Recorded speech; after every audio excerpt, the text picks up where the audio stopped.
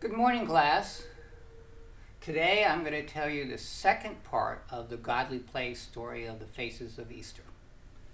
So, if you remember last week, I told you about Jesus being born a word, being the Word, and being born as a wordless child, and looking into his parents' face and being able to see the cross that was going to define his life.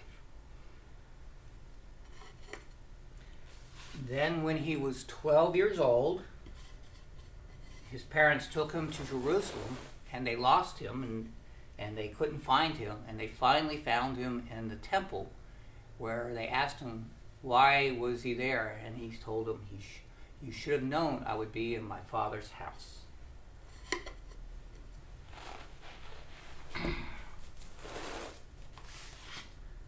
Then, when he was about 30 years old, he went to the River Jordan where his cousin, John the Baptist, baptized him. And a dove descended from heaven, and a voice was heard that said, "This is my beloved Son, who I am well pleased."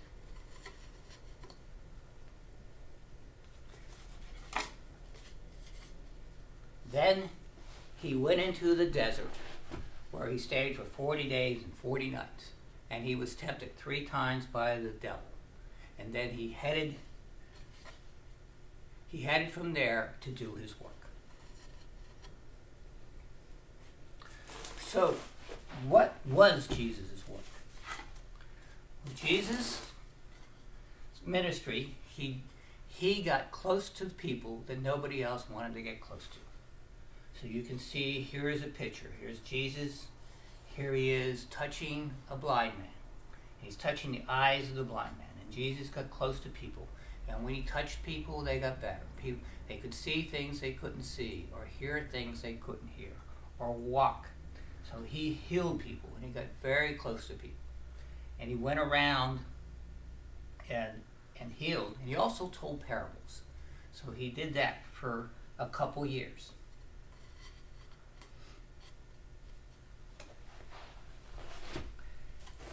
Then he headed to Jerusalem for the last time.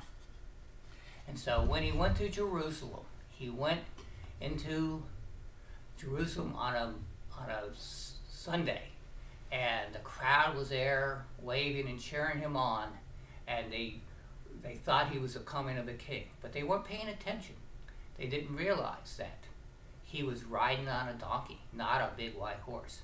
He didn't have an army with him, and the donkey wasn't even him. He borrowed the donkey, but he rode in to a great crowd who greeted him with palms and greeted him as he was a king. And while he was in the temple, while he was in Jerusalem, Monday, Tuesday, Wednesday, he went to the temple and he taught in the temple every day. And then when he left the temple, he went to the Mount of Olives, and all the people were watching, were whispering, because the Mount of Olives was where they believed that the Messiah would come, and an army of angels would come and drive away the Roman soldiers. And then on Thursday, the palace guards were watching, and they planned to capture him. So they were planning to capture him on Thursday. But when they went to capture him, he had already left the temple, because he and the 12 had headed out to celebrate for their last supper, the Passover supper. And they headed down the dark streets of Jerusalem, and they went to a house, and they climbed into the upper room where they had a feast. It was their last feast together, and they had all that they wanted to eat and drink. And when they were done eating and drinking, Jesus did something that seemed very strange to the disciples.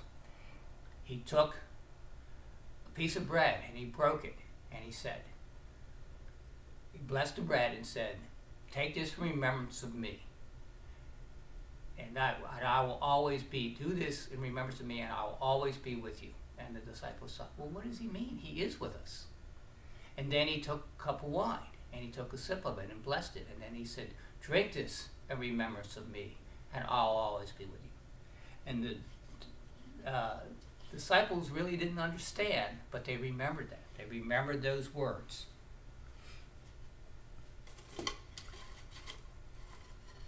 So then, while they were during the dinner, Judas left, and then all the disciples went back to the Mount of Olives and the Garden of Gethsemane, and Jesus went there to pray. And while he was in the Garden of Gethsemane, Judas came with the temple guards, and he greeted Jesus, which was a sign for the temple guards to take that Jesus was the one that they would take, and they arrested Jesus, and they took him away, and that was very confusing. So it was a very confusing night. The next day, you could hardly hear you could hear the earth breathe. Everything was very quiet. Everything was very solemn. And later that day, Jesus was crucified. He died on the cross, and that is very sad. And we all a very, very sad time. And the next day, he was buried that afternoon, and they rolled a huge stone and cut it in front of his tomb. And in the morning, the women went to be with him because it was so sad. They just wanted to be near where he was. And this tomb was gone, and Jesus was gone. Because he had risen, and he was with us, and he's still with us today. And he was with us, especially in the bread and wine. So what was very sad turned into joy. And this is the mystery of Easter. The mystery of Easter is that you have sadness and you have joy, and they can't be separated. They're all together. So that is why everything turns to white at Easter. And we have this story. And we have this story that has a beginning and an end and a different end. An end and another beginning. So something's wrong. Something's wrong. It's all in a line. But it really can't be in a line. So we have to change it. So let's see how we can change it.